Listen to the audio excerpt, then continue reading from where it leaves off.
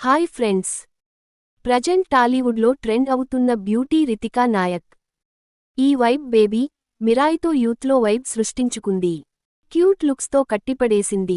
విశ్వక్ సేన్ అశోకవనంలో అర్జున కళ్యాణంతో Tollywood entry ఇచ్చిన ఈ ఢిల్లీ డాల్ ఇక రీసెంట్లీ రిలీజైన మిరాయితో హ్యాట్రిక్ హిట్ కొట్టేసింది రితికా నాయక్.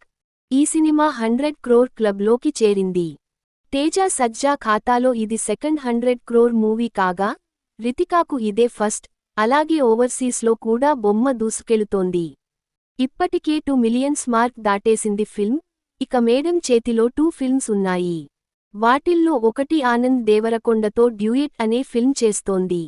ఏడాదిన్నర క్రితం స్టార్టైన ఈ సినిమా ఎంతవరకు వచ్చిందో అప్డేట్ లేదు. ఈ సినిమాను స్టూడియో గ్రీన్ బ్యానర్పై జ్ఞానవేల్ రాజా నిర్మిస్తున్నాడు.